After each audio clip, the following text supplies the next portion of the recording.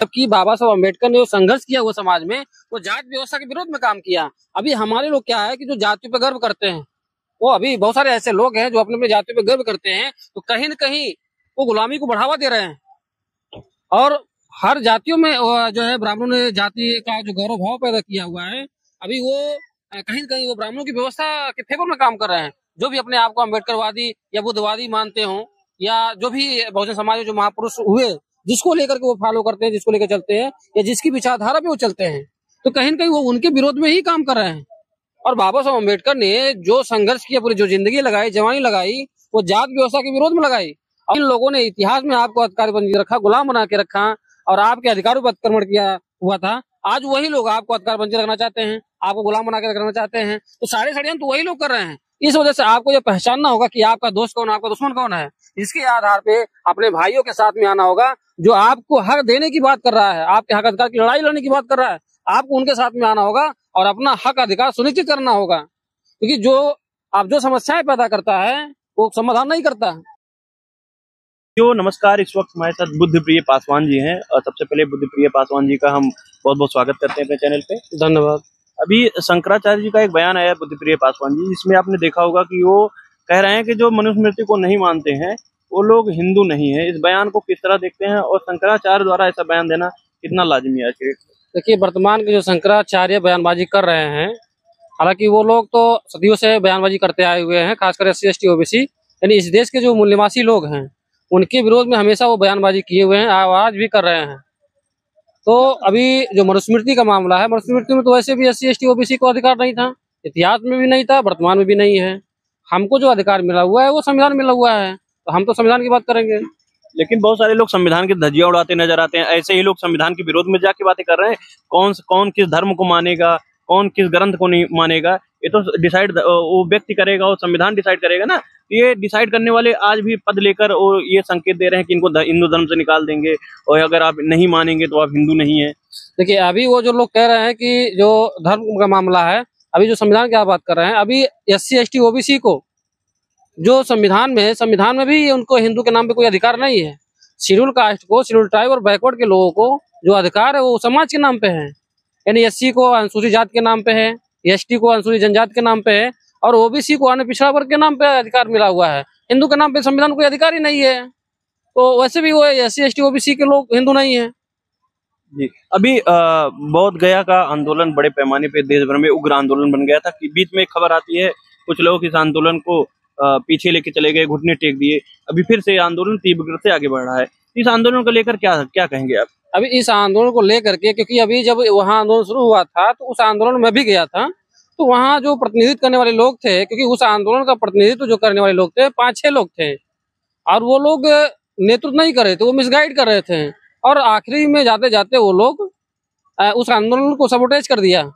और ये आंदोलन उन्होंने तो भी बहुत लेट में शुरू किया, और जो बुद्धिस्ट इंटरनेशनल नेटवर्क का जो आंदोलन है, ये घोषणा जो किया है वो 2024 दिसंबर में वहाँ घोषणा किया कि हम जो है ये हमारी विरासत है, हम अपनी विरासत को लेकर के रहेंगे। तो जब बुद्धिस्ट इंटरनेशनल नेटवर्क ने ये आंदोलन छेड़ा, तो ये बुद्धिस्ट इंटरनेशनल नेटवर्क जो है ये आंदोलन को गति न देने पाए। इस वजह से कुछ लोगों ने जबरदस्ती वहाँ वो जो है आंदोलन करने का प्रयास किया। फिलहाल उनका आंदोलन वो विफल रहा।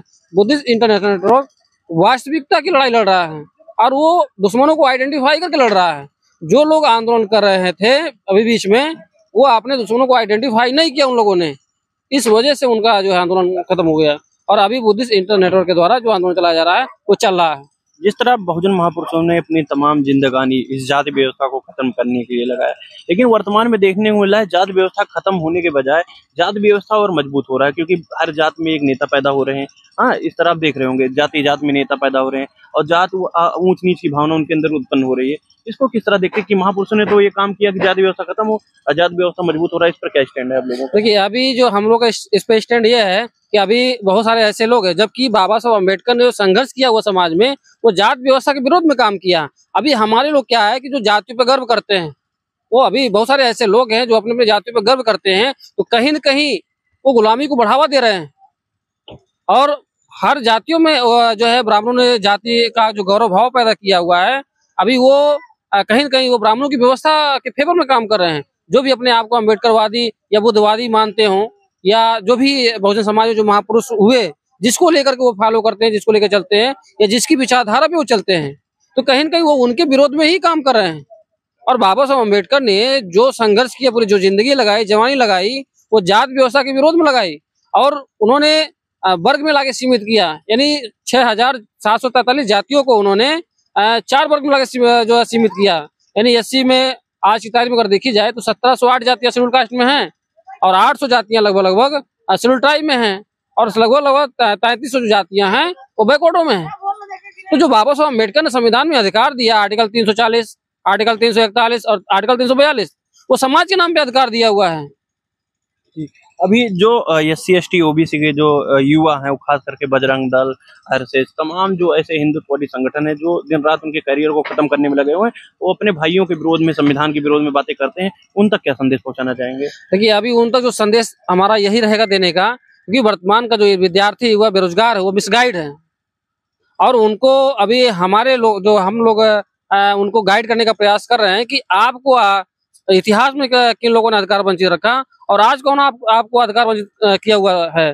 तो इस बात को हम लोग एहसास करा रहे हैं, और खासकर जो SC ST OBC और माइनॉरिटी के जो विद्यार्थी व बेरोजगार हैं, खासकर उनमें ये जागृति की जा रही है कि आपके अधिकारों का अतिक्रमण किसने किया हुआ था और आज कौन कर रहा है। जिन लोगों ने इतिहास में आपको अधिकार वंचित रखा, गुलाम बना के रखा और आपके अधिकारों पर अतिक्रमण किया हुआ था, आज वही लोग आपको अधिकार वंचित रखना चाहते हैं, आपको गुलाम बना के रखना चाहते हैं। तो सारे षड्यंत्र वही लोग कर रहे हैं। इस वजह से आपको ये पहचानना होगा कि आपका दोस्त कौन, आपका दुश्मन कौन है। इसके आधार पे अपने भाइयों के साथ में आना होगा, जो आपको हक देने की बात कर रहा है, आपके हक अधिकार की लड़ाई लड़ने की बात कर रहा है, आपको उनके साथ में आना होगा और अपना हक अधिकार सुनिश्चित करना होगा। क्योंकि जो आप जो समस्याएं पैदा करता है वो समाधान नहीं करता। इतिहास से सबक सीखने की जरूरत हमको है। बहुत बहुत धन्यवाद सर। धन्यवाद। हमारे साथ बुद्धिप्रिय नेता इलाहाबाद यूनिवर्सिटी से। तो साथियों, जो भी लोग इस वीडियो को देख रहे हैं, वीडियो को ज्यादा